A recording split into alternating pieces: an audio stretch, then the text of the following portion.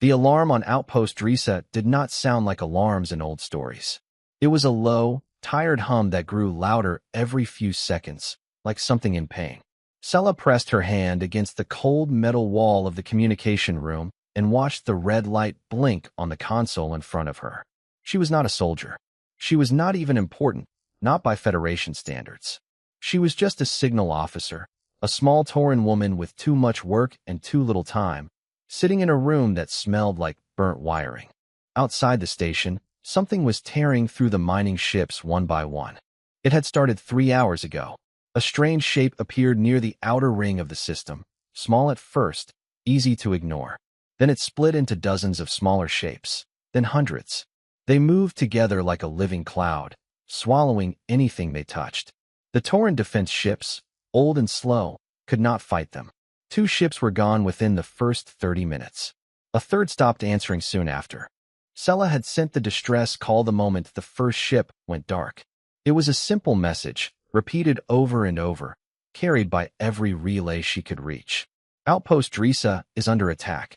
Unknown hostile species. Requesting immediate assistance. She had expected help to come fast. The Federation was massive, powerful, full of fleets that could crush this threat without much trouble. Surely someone would come. No one did. She watched the response logs fill with silence. The nearest Federation border fleet marked the call as received, then nothing. A Trade Alliance 3 systems oversent a short reply, saying the matter was outside their jurisdiction. A larger power, one that could have ended the attack in an hour, did not reply at all. Sella stared at the screen, waiting for a name to appear next to a ship that was coming to help. None came. An older Tauran man named Doral, who ran logistics for the outpost, stepped into the room and looked over her shoulder. His face was pale under the flickering lights. "Anything?" he asked, though his voice already knew the answer. "Nothing," Sella said. "They are all too busy. Or too far away. Or they simply do not care." Doral sat down heavily in the chair beside her. Somewhere below them, the station shook as something struck the outer hull. The lights flickered, then steadied. "We are not important to them," he said quietly. "We never were. We are a mining post at the edge of nowhere. If we vanish tonight, most of the galaxy will not even notice." Sella did not want to believe that, but the silence on her screen made it hard to argue. She thought about her sister, who worked in the lower levels of the station, sorting cargo that would never reach its destination now. She thought about the families crowded into the sheltered decks, listening to the same alarm, waiting for ships that were not coming. She opened an old directory buried deep in the communication archive, one she had never used before. It was a list of species outside the Federation's usual reach, places considered too primitive, too disorganized, or too unimportant to bother contacting. Most of the Federation dismissed this list as useless. One name on it caught her eye: humans. A species barely known outside their own small stretch of space, spoken about mostly with a kind of amused pity by Federation scholars. Strange, aggressive, unpredictable, and not worth the trouble of a formal alliance. Sella had nothing left to lose. She keyed in the coordinates and sent the same distress call outward, past the edge of Federation space, into the dark region where human territory was marked on old survey charts. Doral watched her do it and said nothing at first. Then he asked, "Do you think they will even receive it?" "I do not know," Sella admitted. "I do not know if they will understand it. I do not know if they will care. But no one else is coming, and I would rather try something than sit here doing nothing while we wait to die." The message went out into the void, small and quiet among the vastness of space, carrying the same simple plea as before. Outpost Risa is under attack. Unknown hostile species. Requesting immediate assistance. Sella leaned back in her chair, exhausted, and watched the tracking marker move slowly across the display, heading toward a region of space she knew almost nothing about. Above them, the attack continued. Another ship went silent. The swarm grew closer to the main station, its shapes twisting and multiplying in ways that made no sense to Tauran sensors. Sella could hear distant shouting through the corridor, people running toward the shelters, children crying somewhere far below. She did not expect an answer. She had read enough about humans to know they were considered outsiders, even among outsiders, a young species with no real standing in the wider galaxy. Sending the call to them felt less like a real plan and more like throwing a bottle into an ocean and hoping someone, somewhere, would find it. Still, she kept the channel open. She told herself it did not matter whether anyone believed help would come. All that mattered was that she had tried everything, that she had not simply let her people die in silence while the Federation looked away. Doral placed a hand gently on her shoulder as another impact rocked the station. "Whatever happens," he said, "you did more than anyone else was willing to do." Sela nodded. Though her eyes stayed fixed on the small, blinking marker on her screen, the last thread of hope she had left, drifting quietly out into a darkness that had never answered anyone before. Deep inside a human listening post, built into the side of a quiet moon, a technician named Rian rubbed his eyes and stared at a wall of scrolling data. It was the end of a long shift, the kind where every signal starts to look the same. Most of what came through this station was noise, old satellite chatter, distant static, nothing worth flagging. Rian had learned to sort through it quickly, almost without thinking. Then one signal caught his attention. It was faint, weak from traveling so far, but it repeated in a clear, structured pattern. Rian sat up straighter and pulled the signal apart, running it through the translation systems. Words slowly formed on his screen. Under attack. Unknown hostile species. Requesting immediate assistance. He read it twice, then a third time, just to be sure he was not imagining it. He had never seen anything like it before. Most signals from outside human space were trade pings or old diplomatic broadcasts sent by cautious, distant species who wanted to observe humanity from a safe distance. This was different. This was a call for help, sent by people who sounded like they had nowhere else to turn. Rian flagged the signal as urgent and sent it straight to command, along with the coordinates attached to it. He did not wait for permission to escalate it. Some things did not need permission. Within the hour, the message reached a small briefing room where a fleet commander named Halden sat reviewing reports from 3 different systems at once. Halden was not a young officer chasing glory. He was older, calm, the kind of person who had seen enough real danger to know when something mattered. When he read the translated distress call, he did not hesitate. "Do we know who sent this?" he asked the analyst standing beside him. "A species called the Tauren," the analyst replied, scrolling through what little data existed. "Minor trade species, not aligned with any major power. Federation records list them as low priority. It looks like several larger powers already received this same call and declined to respond." Halden's jaw tightened slightly. "They declined?" "Yes, sir. Multiple times, according to the relay logs attached to the signal." Halden set the report down and looked around the room. A few of the younger officers exchanged glances, unsure what he would decide. Responding meant committing ships to a conflict far outside human territory, against an unknown threat, for a species humanity had never even met. There was no treaty here, no trade deal, no reason built on paper that said humans needed to get involved. "Prep a response fleet," Halden said. "Fast ships, combat ready. We leave within the hour." One of the younger officers hesitated. "Sir, if I may ask, why us? We have no history with these people. No agreement. Nothing tying us to this." Halden looked at him for a long moment before answering. "Because nobody else is coming. That is answer enough." Word of the decision spread quickly through the base. Soldiers moved with quiet urgency, loading ships, checking weapons, running last-minute diagnostics. There was no grand speech, no dramatic call to arms. It felt more like people simply doing a job that needed to be done, the same way someone would rush to help a stranger who fell in the street, without needing to know their name first. News of humanity's mobilization reached Federation observation posts almost as quickly as it happened. Analysts from several alien species monitored human communication channels out of habit, mostly out of curiosity about a species they still did not fully understand. When they realized what was happening, many of them were stunned. A Federation intelligence officer named Vesa stared at her screen in disbelief as she read the intercepted human fleet orders. "They are sending ships," she said to her colleague. "Real ships. Combat ships. For the Tauren." Her colleague frowned. "That makes no sense. The Tauren offered them nothing. There is no alliance, no trade value, nothing to gain." "I know," Vesa said quietly. "That is what confuses me most." Back at the human base, Halden walked through the hangar as the last of the fleet prepared for departure. Rian, still on duty, watched from a nearby monitor as the ships lit up their engines one by one. He felt a strange sense of pride he could not fully explain, knowing that his small act of flagging a signal had turned into something much larger. Holden boarded his own ship and settled into the command chair. The bridge crew moved efficiently around him, running final checks before the jump to faster-than-light travel.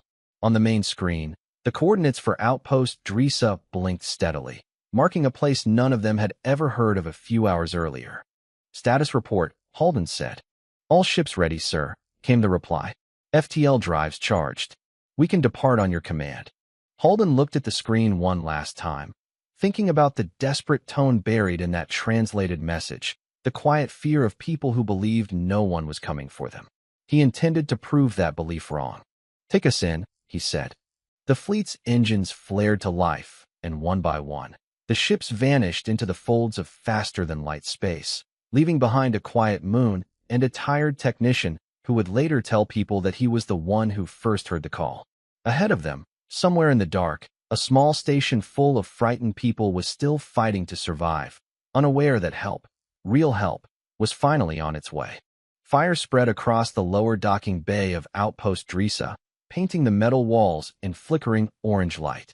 Sela crouched behind an overturned supply crate with a dozen other survivors, listening to the screech of something moving through the corridors outside. The swarm had breached the outer hull 20 minutes ago. Since then, the station had become a maze of broken doors and collapsing sections, each one a little closer to the command bunker where they now hid. A young Tauran boy beside her clutched his mother's arm, shaking. Sela wanted to tell him everything would be fine, but she could not bring herself to say the words. She had watched the tracking marker on her screen for hours after sending the distress call to human space, and it had told her nothing. No confirmation, no response, just silence, the same silence that had followed every other call for help that night. Dorrell knelt near the door, listening carefully. "They are getting closer," he whispered. Sela closed her eyes and tried to steady her breathing. She thought of her sister, somewhere deeper in the station, hopefully still safe. She thought of all the lives crammed into this small, dying outpost, waiting for an ending none of them wanted. Then the whole station shook, harder than before, but this time the tremor felt different. It did not come from the swarm tearing through metal. It came from something much larger striking the outer defenses again and again, in a steady, controlled rhythm. "What was that?" someone in the group asked, voice trembling. Sela scrambled toward a small side console still connected to the station's damaged sensor array. Her hands shook as she pulled up what little data remained. Ships. New ships, dozens of them, dropping out of faster-than-light travel at the edge of the system. Her heart pounded as she read the identification tags scrolling across the screen. Unknown fleet. Non-Federation origin. Weapon signatures active. "Someone is here," she said, almost afraid to believe it. Someone is fighting. Above the station, the human fleet tore into the swarm with a speed and aggression that startled even their own support crews watching from a distance. Unlike the cautious, slow-moving tactics the Federation was known for, the human ships moved fast, striking directly at the thickest parts of the swarm instead of retreating to safer positions. Fighters weaved between the larger warships, breaking apart clusters of the swarm before they could regroup. Inside one of those fighters, a young pilot named Talon gritted his teeth as he pulled a tight turn, narrowly avoiding a burst of swarm fire. His comm crackled with Holden's voice, steady despite the chaos. "Focus on breaking their formation," Holden ordered. "Do not let them regroup around the station. Dropships, begin your descent the moment we clear a path." "Copy that," Talon replied, already lining up his next strike. Down on the surface, the fighting reached the corridor just outside the command bunker. Sela heard heavy footsteps, sharp and controlled, nothing like the chaotic movement of the swarm. Then the door groaned as something began cutting through it from the outside. The survivors pressed back against the far wall, unsure whether to be relieved or terrified. Dorrell raised a broken pipe as a weapon, though it looked pitifully small against whatever was coming through. The door fell away with a heavy clang, and through the smoke and dust stepped a group of armored figures unlike anything Sela had ever seen. They were human soldiers, their movements calm and precise despite the chaos surrounding them. The one in front lowered his weapon slightly and scanned the room, his eyes settling on the frightened group huddled together. "Anyone hurt badly?" he asked, his translator device converting his words into something Sella could understand. For a moment, no one answered. Sella finally found her voice. "We sent a distress call. To human space. I did not think anyone would come." The soldier gave a small, tired smile. "Well, we did. Let's get you all out of here." He extended a hand toward the nearest survivor, helping her to her feet. Other soldiers moved quickly through the group, checking for injuries, guiding people toward the exit with calm, practiced efficiency. Sella stood slowly, still trying to process what was happening. These people owed her species nothing. They had no treaty, no agreement, no reason to risk their lives here, yet they had come anyway, fighting through a swarm most of the Federation would not even acknowledge existed. As they moved through the damaged corridors toward the evacuation point, Sella caught glimpses of the battle continuing outside through broken viewports. Human ships wove through the chaos above, engines flaring bright against the dark sky, cutting down swarm ships that had seemed unstoppable only hours earlier. Doral walked beside her, his broken pipe finally lowered. "I did not believe your message would work," he admitted quietly. "I am glad I was wrong." Sella nodded, watching as more survivors were guided toward waiting dropships. The soldier who had cut through the door walked ahead of them, occasionally glancing back to make sure everyone was keeping pace. There was something steady about him, something that made the surrounding chaos feel slightly less overwhelming. As they reached the docking area, a dropship's ramp lowered with a hiss of hydraulics, warm light spilling out onto the scorched floor. Sella hesitated for just a moment, looking back at the station she had thought would become her tomb only an hour ago. The soldier noticed her pause. "It's all right," he said gently. "You're safe now." Sella took a slow breath and stepped onto the ramp, the sounds of battle still echoing behind her. But for the first time that night, she allowed herself to believe that they might actually survive this after all. Aboard the human command ship, the mood shifted the moment new sensor readings appeared on the main screen. What had looked like a difficult but manageable fight suddenly became something far more dangerous. Deep within the planet's ring system, a massive shape began to move, larger than anything the swarm had shown so far. It unfolded slowly, revealing itself as the true source of the attack, a living vessel packed with countless smaller creatures ready to be released. Holden stared at the reading, jaw tight. "That is not another swarm cluster," he said. "That is their source." The bridge crew fell quiet for a moment as the scale of the threat became clear. The bio ship was massive, easily large enough to overwhelm the remaining human fleet if it fully engaged. Retreat was still an option. The survivors from Outpost Drisa were already being evacuated, and technically, the mission's original goal had already been achieved. An officer beside Holden voiced the obvious concern. "Sir, we have the survivors. We could pull back now and avoid unnecessary losses." Holden studied the screen a moment longer. If they left now, the swarm source would remain intact, free to attack other outposts, other systems, other people who had no way to defend themselves. He thought about Sella's message, the desperation in those words, the silence that had followed from every other power capable of helping. "If we leave that thing alive," Holden said slowly, "it will simply do this again somewhere else. We are not retreating." At that moment, Talon's voice cut through the comm channel, sharp with an idea he had clearly been thinking through quickly. "Sir, I have something. It is risky, but it might work." Holden allowed him to continue. "The mining outpost still has a stockpile of demolition charges meant for asteroid clearing," Talon explained. "If we can rig them along the debris field near the rings, we could lure the bio ship into a trap, hit it from multiple angles while it is boxed in by the wreckage. It will not be easy, and someone will need to fly close enough to set the trigger sequence manually." One of the senior officers frowned. "That plan relies on drawing an enormous hostile creature directly toward our own ships." "Yes," Talon admitted. "It is dangerous, but it is the fastest way to end this instead of chasing it across half the system." Holden considered the plan carefully. It was bold, the kind of idea that could easily fail and cost lives, but it also offered a real chance to finish the threat completely instead of letting it slip away to threaten others later. He looked around the bridge, weighing the risk against what he already knew about the cost of doing nothing. "Do it," Holden said. Coordinate with the demolition team and get those charges rigged as fast as possible. Sella, still aboard one of the human ships after the evacuation, overheard parts of the plan through an open channel translated for the survivors. She approached one of the crew members nearby, her voice hesitant but determined. "I know that mining field," she said. "I helped design part of its safety systems years ago. I can help you place those charges more effectively." The crew member hesitated, unsure whether to involve a civilian survivor in an active combat plan, but relayed her offer to the bridge regardless. Holden considered it for only a moment before responding through the comm system directly. "Send her the schematics feed," he said. "If she knows that field better than we do, we would be foolish not to use that knowledge." Sella settled into a small console near the ship's engineering deck, pulling up old outpost blueprints from memory and cross-referencing them with the mining field data now displayed in front of her.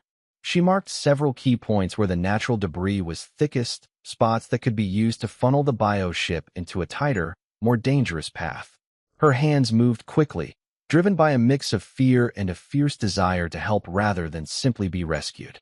"These points here," she said, highlighting a cluster of large asteroids near the ring's edge. "If your ships hold position along this line, anything moving through here will be boxed in almost completely." The human tactical officer reviewing her marks nodded slowly, clearly impressed. "This actually improves our angle of attack significantly," he said. "Good work."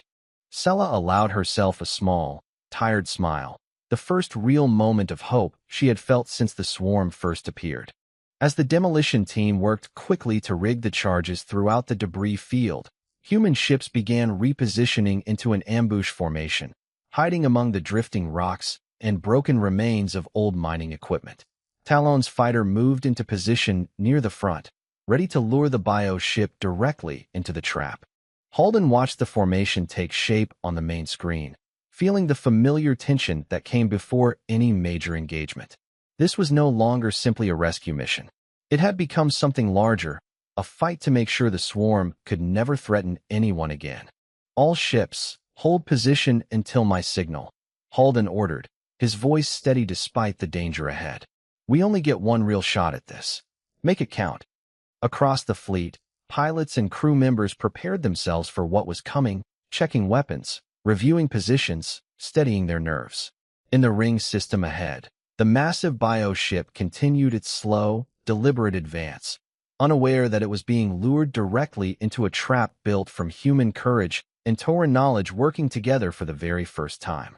The distant hum of engines and quiet chatter across the comm channels was the only sound as everyone waited for the battle that would decide whether Outpost Drisa and everyone within reach of the swarm would finally be safe.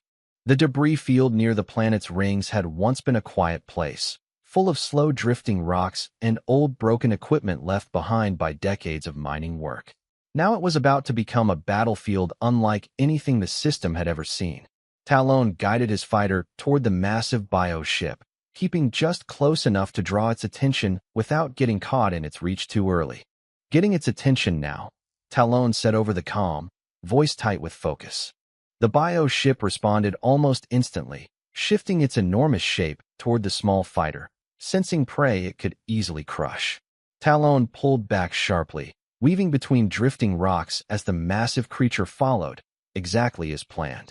Behind him, dozens of smaller swarm fighters broke away from the main body, rushing forward to intercept him. "They are taking the bait," Talon reported, dodging another close pass. Moving into the debris field now. Holden watched the tactical display carefully, waiting for the right moment. "Hold steady," he said to the fleet. "Let it come further in." As the bioship pushed deeper into the field, its massive form began brushing against the largest asteroids, the ones Sella had marked earlier as key trigger points. The demolition team, positioned carefully along the ambush line, activated the first set of charges the moment the creature moved into range. A series of explosions tore through the nearby asteroids, sending large chunks of rock slamming directly into the bioship's outer hull. The creature let out a distorted, mechanical screech that echoed strangely across open comm channels, clearly caught off guard by the sudden attack. "Direct hits confirmed," the demolition officer called out. "It is slowing down." Holden did not waste the opportunity. All ships engage. Hit it from every angle we have. The hidden human ships emerged from their positions among the wreckage, opening fire in a coordinated wave. Beams and projectiles struck the ship's weakened sections, tearing through its outer layers while smaller fighters worked to keep the remaining swarm fighters occupied and away from the main assault. The battle quickly became chaotic. Swarm fighters, though weaker individually, made up for it with sheer numbers, swarming around human ships in an attempt to overwhelm their defenses. One human cruiser took a heavy hit along its side, sending sparks flying across its hull as crew members scrambled to control the damage. "We are losing shields on the halberd," a voice reported urgently. "Taking heavy fire." "Reinforce that position," Halden ordered immediately, redirecting two smaller ships to cover the damaged cruiser. "We cannot afford to lose that ship." Sella watched the unfolding battle from the engineering deck, her stomach twisting with every hit reported across the comm channels. She had helped design this trap, and now she was watching real lives, human lives, pay the price for a plan she had helped create. She gripped the edge of the console tightly, silently hoping her calculations had been right. As the fighting intensified, a new problem appeared on the tactical display. The ship's outer hull, though badly damaged, revealed a deeper structural weakness near its core, a section slightly exposed after the initial explosions had torn away its outer plating. "There," Sella said suddenly, pointing at the display. "That section right there. If something hits it directly, it could reach the creature's core systems." The tactical officer studied the marked area quickly. "She's right. That is a real weak point. But reaching it means flying directly through the heaviest concentration of swarm fighters." Talon, still weaving through the chaos nearby, overheard the exchange. "I can make that run," he said immediately. Halden hesitated only briefly before responding. "It is extremely dangerous, Talon." "I know," Talon replied. "But if it works, this ends now instead of dragging on and risking more ships." Halden exhaled slowly, trusting the judgment of the pilot who had already proven himself once tonight. "Do it." Everyone else, draw their fire away from his approach vector. The other ships shifted formation immediately, opening fire on the surrounding swarm fighters to clear a path. Talon pushed his fighter forward, weaving sharply between explosions and incoming fire, the massive ship growing larger in his viewport with every passing second. "Almost there," he said, voice strained with concentration. The exposed section of the ship's core loomed directly ahead, surrounded by defensive swarm fighters attempting to close the gap before he could reach it. Talon gritted his teeth and pushed his engines to their limit, slipping through a narrow gap between two larger swarm ships. "Firing now," he said, releasing everything his fighter had directly into the exposed core. A bright flash lit up the battlefield as the impact tore through the weakened section, striking deep into the ship's internal systems. For a moment, nothing happened. Then the massive creature shuddered violently, its outer form beginning to crack apart from within. "Core breach confirmed," the tactical officer called out. "It is going critical." "Everyone, pull back now," Halden ordered immediately. "Clear the blast radius." Ships scattered quickly as the ship's structure began collapsing inward, followed by a massive explosion that lit up the entire debris field in a brilliant burst of light. The shockwave rippled outward, scattering wreckage and pushing nearby asteroids further into the ring system. When the light finally faded, the remaining swarm fighters, no longer controlled by their central source, began drifting aimlessly, their coordinated movements collapsing into confusion. Human ships moved in quickly, picking off the remaining threats with practiced efficiency. Silence slowly returned to the debris field, broken only by the quiet hum of engines and the soft crackle of comm channels reporting in one by one, confirming their status. "Fleet status report," Halden said, his voice steady but tired. One by one, ships checked in, damaged but intact, the halberd included, its crew reporting successful containment of the earlier hull breach. Talon's voice came through last, slightly breathless but relieved. "Ship confirmed destroyed," he said. "It's over." Sella closed her eyes for a brief moment, feeling the tension finally leave her shoulders.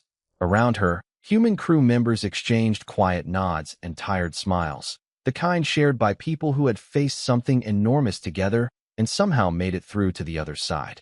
Outside, the wreckage of the swarm's greatest weapon drifted quietly among the stars, a battle finally won not through overwhelming force alone, but through courage, careful planning, and the unlikely partnership between two very different species who, until that day, had never even known the other existed. 3 days after the battle, Outpost Drisa looked nothing like the burning wreck Sela remembered fleeing. Human repair crews moved steadily through the damaged sections, patching broken hull plating, restoring power to areas that had been dark since the attack began. It was strange to watch strangers work so hard to fix a home that was not their own, expecting nothing in return. Sela stood near what remained of the main docking bay, watching a group of human engineers reconnect a damaged power relay. One of them, a woman with tired eyes and dust smudged across her uniform, noticed her watching and offered a small wave before returning to her work. Sela found herself smiling despite everything that had happened.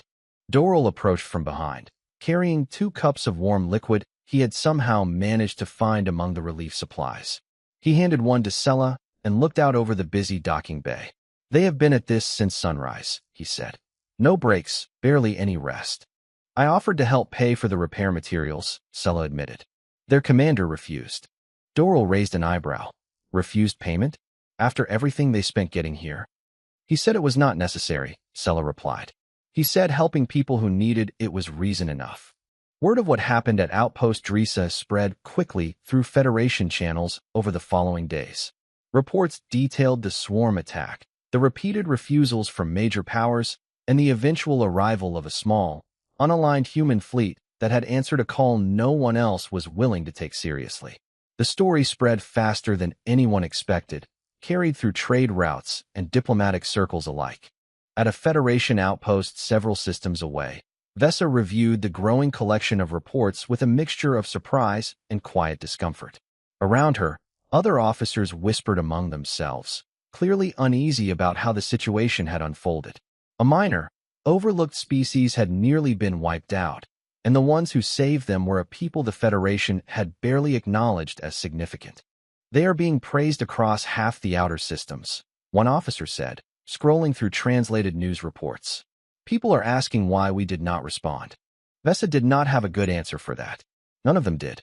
Back on Outpost Drisa, Sela made her way toward the temporary command post set up near the center of the station, where Halden was reviewing final repair schedules with his officers.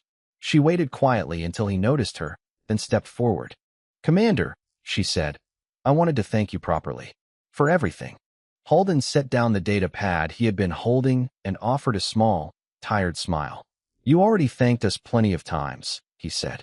"But you are welcome, all the same."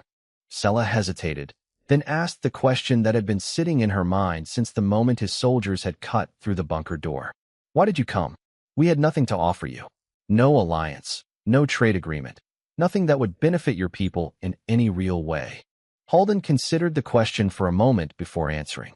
"Because you needed help, and we were able to give it. That is really all it comes down to. We do not wait for a good enough reason to act when people are in danger. If we can help, we help." Sela studied him carefully, trying to understand a mindset so different from what she had grown up expecting from the wider galaxy. "Many species would consider that reckless," she said. "Spending resources, risking lives, for people you owe nothing." "Maybe," Halden admitted. "But I would rather be reckless and help someone than careful and let them die because it was not convenient." His words settled over her, simple but powerful in a way she had not expected. She thought about the countless Federation channels that had gone silent when she needed them most, and the one channel that had answered despite having every reason not to. In the days that followed, the Tauren formally reached out to human territory, requesting official communication and, eventually, the beginnings of a real relationship between their two peoples. Sela took an active role in those early talks, determined to make sure what happened at Outpost Drisa would not simply be forgotten as an isolated event. News of humanity's response continued to ripple outward across the galaxy. Other small, overlooked species, those who had long assumed the major powers would never bother helping them either, began quietly reaching out toward human space, testing whether the stories were true. Slowly, cautiously, more distress calls started finding their way to human listening posts. carrying the same desperate hope that Sella's message once had. On the day the human fleet finally prepared to depart Outpost Drisa, Sella stood at the docking bay entrance, watching engineers finish loading the last of their equipment. Talon walked past with a group of pilots, offering her a friendly nod as he passed. "Take care of this place," he said. "You all fought harder than people give you credit for." Sella smiled. "We had good help." Halden approached last, giving the station one final look before boarding his ship. "If you ever need us again," he said, "you know how to reach us." "I hope we will not need to," Sella replied honestly, "but I am glad to know that if we do, someone will actually answer." The human fleet's engines lit up one by one as the ships prepared for departure, ready to return home or perhaps continue outward toward wherever the next distress call might come from. Sella watched them go, feeling a quiet sense of gratitude mixed with something new, a small, growing hope that the galaxy was not quite as indifferent as she had once believed. As the last ship vanished into the stars, word of what had happened at Outpost Drisa continued spreading far beyond that small, forgotten mining post, carried by every survivor who told the story, every officer who read the reports, and every overlooked species who now understood one simple truth echoing quietly across the galaxy. When no one else answered,